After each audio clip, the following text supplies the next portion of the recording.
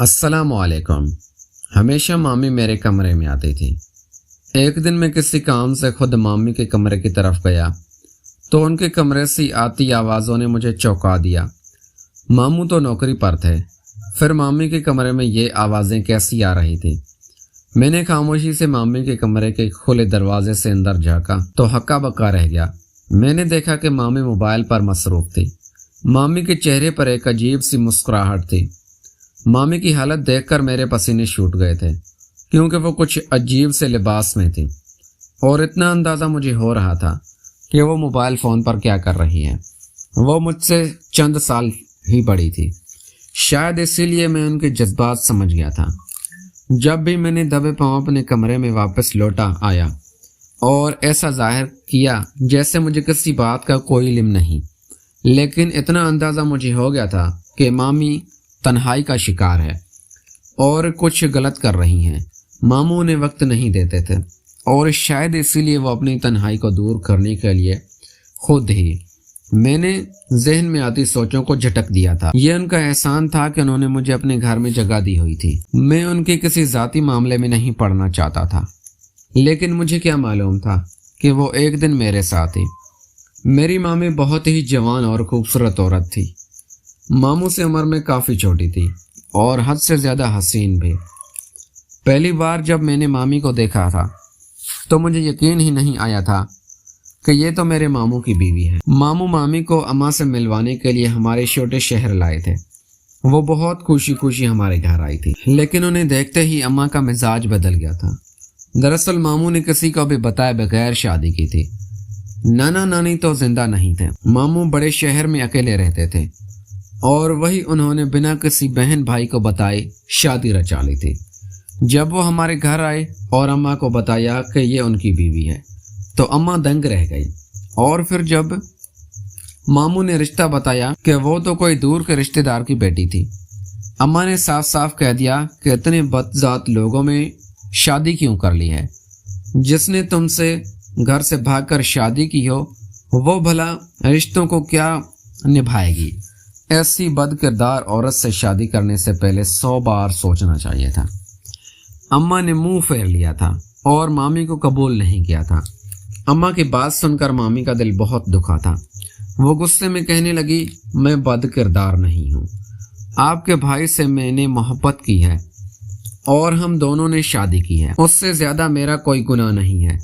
لیکن اماں نے ان کے اگلے پچھلوں کے سارے قصے نکال کر انہیں گھر میں رہنے کی جگہ بھی نہیں دی تھی، اور ماموں جس طرح مامی کو لے کر آئے تھے اسی طرح واپس لوٹ گئے تھے۔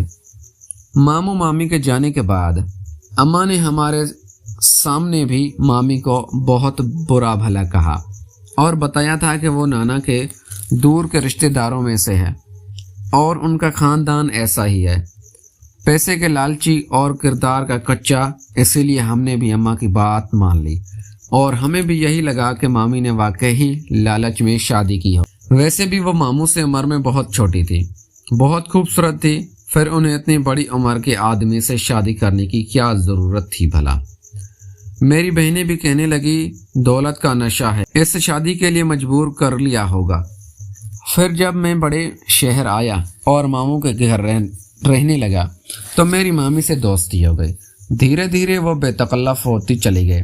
مجھے کہنے لگی میری ماں غلط سوچتی تھی، ماں کا رویہ تو میرے ساتھ بہت ہی اچھا تھا، وہ بالکل دوستوں کی طرح تھی، میرے سامنے نہ ہی انہیں شرم آتی تھی اور نہ ہی میرے اور ان کے درمیان کوئی پردہ تھا۔ وہ بنا دوپٹے کے بڑے آسانی سے میرے آگے گھر میں کام کرتی، میرے قریب بیٹھ جاتی، ہم ساتھ بیٹھ کر ٹی وی دیکھتے، گیم کھیلتے۔ مامی ہر طرح سے میرے دوست بن چکی تھی، اپنے دل کی ہر بات مجھ سے کہہ دیا کرتی تھی۔ اکثر تو ماموں کو لے کر وہ شکایتیں کرتی تھی کہ میرے ماموں انہیں وقت نہیں دیتے، اور اسی لیے میرے آنے سے وہ بہت خوش تھی۔ پھر دھیرے دھیرے ایسا ہونے لگا کہ ماموں جیسے ہی نوکری کے لیے نکلتے تو وہ میرے ہی کمرے میں آ جاتی، کبھی بستر پر لیٹ کر مجھ سے باتیں کرنے لگتی تو کبھی مجھے بھی پکڑ کر اپنے ساتھ لٹا لیتی، اور ہم دونوں ایک دوسرے سے گھنٹوں باتیں کرتے۔ مامی کے پاس کہنے کو بہت کچھ تھا اور شاید سننے والا کوئی نہیں تھا، اسی لیے انہیں میں مل گیا تھا۔ ایک دن کی بات کرتے کرتے بے اختیار مامی میرے بازو پر ہاتھ پھیرا اور کہنے لگے، مجھے تمہارے جیسے گبرو جوان مرد بہت اچھے لگتے ہیں، تمہارے ماموں بہت بڑے عجیب سے ہیں، بیزار کیا ہے، ہم کیا کریں؟ لیکن یہ سنتے ہی انسان بڑھتی ہوئی عمر کو نہیں روک سکتا، لیکن بڑھتی ہوئی پیٹ کو تو روک سکتا ہے۔ یہ کہہ کر مامی نے برا سا منہ بنایا تھا اور میں زوردار ہنسی چھوٹ گئی تھی۔ ماموں کا پیٹ واقعی بہت زیادہ نکل گیا تھا، وہ بہت زیادہ کھاتے تھے اور انہیں اپنی صحت کا بالکل بھی خیال نہیں تھا، لیکن شاید مامی کو ان کا بے ڈول بے وجود اچھا نہیں لگتا تھا۔ مامی کہنے لگی، تم کیوں اپنے ماموں کو نہیں سمجھاتے کہ وہ تمہاری طرح فٹ ہو جائیں؟ اور میں نے ہنس کر کہا کہ آپ کچھ بھی کر لیں، ماموں سے ڈائٹنگ نہیں کروا سکتی، اور جب تک وہ الٹی چیزیں نہیں چھوڑیں گے فٹ نہیں ہو سکتے۔ مامی نے بھرپور نظر میرے وجود پر ڈالی، ایک سرد آہ بھرے بنا کچھ کہے اٹھ کر کمرے سے باہر چلی گئی۔ میں نے سوچا تھا کہ موقع ملے گا تو ماموں سے بات ضرور کروں گا، واقعی انہیں اپنی صحت کا خیال رکھنے کی بہت ضرورت تھی، لیکن ماموں گھر پر ہوتے ہی نہیں تھے۔ وہ صبح کام پر جاتے تو پھر رات 11 بجے کے قریب لوٹتے اور تھکے ہارے اپنے کمرے میں جا کر سو جاتے۔ مامی سارا دن تنہا رہتی تھی اور اسی لیے جب میں کالج سے واپس آتا تو وہ ہر تھوڑی دیر بعد میرے کمرے میں چکر کاٹتی، میرے ساتھ وقت گزارتی رہتی۔ آہستہ آہستہ وہ حد سے زیادہ بے تکلف ہو گئی تھی، بنا دروازہ بجائے ہی میرے کمرے میں آ جاتی تھی۔ ایک دوپہر کالج سے آ کر کمرے میں یونیفارم تبدیل کرنے لگی۔ میں نے شرٹ اتار کر بیڈ پر ڈالی اور الماری کھول کر کھڑا ہو گیا تھا تاکہ دوسری شرٹ نکالوں اور شاور لینے جاؤں، مگر اتنے میں مامی تیزی سے کمرے میں داخل ہوئی۔ ان کی نظر جیسے ہی میرے وجود پر پڑی تو کتنی ہی دیر وہ مجھے تاکتی رہی۔ میں نے پوچھا، مامی کیا ہوا ہے؟ وہ مسکراتے ہوئے چند قدم کا فاصلہ طے کر کے میرے بالکل قریب آ گئی اور کہنے لگی، عادل مجھے تمہاری ضرورت ہے۔ ان کی بات سن کر میں نے کہا، جی مامی بتائیں کیا کام ہے؟ مامی نے میرے کندھے پر ہاتھ رکھا اور ایک قدم بڑھا کر میرے اور قریب آئیں اور کہنے لگی، جو میں کہوں گی وہ تمہیں کرنا ہوگا۔ میرے وجود پر رکھا ان کا ہاتھ مجھے بے چین کر رہا تھا۔ میں نے فوراً کہا، جی مامی آپ حکم کریں۔ مامی نے اپنا دوپٹہ اتار کر زمین پر پھینکا اور ایسی بات کہی کہ میرے ہوش اڑ گئے۔ کہنے لگی، بس جلدی سے، میرا نام عادل ہے، میں ایک چھوٹے سے شہر سے بڑے شہر میں آیا تھا تاکہ پڑھ لکھ کر کسی قابل بن جاؤں اور اپنے گھر والوں کا سہارا بنوں۔ اس دوسرے شہر میں صرف میرے ایک ماموں رہتے تھے، لیکن مامی کی وجہ سے میں ان کے گھر کے بجائے ہاسٹل کا انتخاب کیا تھا۔ دراصل میری مامی بڑی عجیب عورت تھی، سارے خاندان میں ان کی کسی نہ کسی سے نہ بنتی تھی، ہر کسی سے لڑائی جھگڑے کر کے انہوں نے تعلق ختم کیا ہوا تھا۔ لیکن جب میں پڑھائی کے لیے بڑے شہر آیا اور مامی نے پہلی بار مجھے دیکھا تو کہنے لگی کہ تمہیں ہاسٹل میں رہنے کی کیا ضرورت ہے، تم ہمارے ساتھ گھر میں رہو گے۔ مامی کی بات پر میں حیران رہ گیا، کیونکہ ان کی تو میری ماں سے بھی بالکل نہیں بنتی تھی۔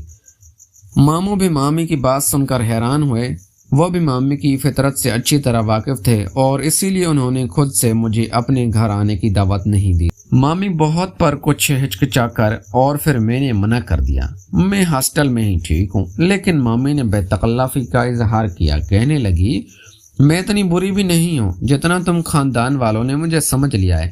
تمہاری ماں نے مجھے 2 باتیں سنائی تو میں بھی آگے سے 4 باتیں کہہ دیتی ہوں، لیکن اس کا یہ مطلب نہیں ہے کہ مجھے رشتے نبھانے نہیں آتے۔